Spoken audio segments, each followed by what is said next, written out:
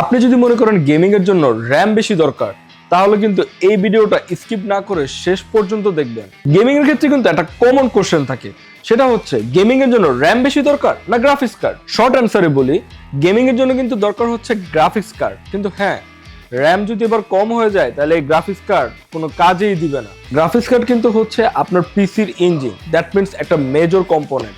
আর এই graphics card কিন্তু আপনার পিসিতে এফপিএস, রে ট্রেসিং অথবা আপনার গ্রাফিক্স কোয়ালিটি, সেই সাথে আপনার যে কোনো কাজের যেটা প্রেশার থাকে সেটা কিন্তু হ্যান্ডেল করে এই গ্রাফিক্স কার্ডটা। তাহলে কি ভাই র্যামটাকে ভুলে যাব? মোটেও না।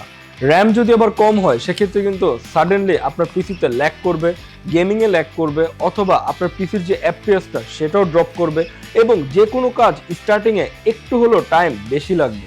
একটা ছোট্ট এক্সাম্পল দেই, আপনি একটা হাই কোয়ালিটির গেম খেলতেছেন, আপনার গ্রাফিক্স কার্ড হচ্ছে সুপার হাই, বাট আপনার র্যাম হচ্ছে মাত্র 8 জিবি, যেখানে আপনার দরকার ছিল 16 জিবি।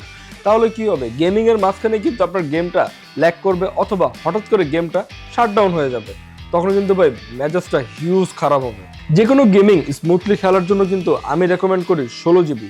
8 জিবি হচ্ছে আপনার মিনিমাম গেমিং এর জন্য, কিন্তু হ্যাঁ, এটা কিন্তু ভাই মিনিমাম, রেকমেন্ডেড না। That means in a solution আমরা যদি বলি আপনার এফপিএস বা হচ্ছে গ্রাফিক্স কোয়ালিটি বাড়াতে হলে আপনার কিন্তু গ্রাফিক্স কার্ডটা আপডেট করতে হবে, এবং হ্যাঁ, গেম প্লেটা স্মুথ করতে হলে কিন্তু র্যাম আপডেট করতে হবে।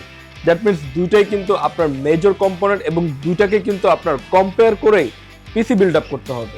এন্ডা লিমিটেডে কিন্তু আপনার গিগাবাইট থেকে শুরু করে অন্যান্য সকল ব্র্যান্ডের গ্রাফিক্স কার্ড এবং র্যাম কিন্তু অ্যাভেলেবেল রয়েছে। মার্কেট শর্টেজ থাকতে পারে, এন্ডা লিমিটেডে না।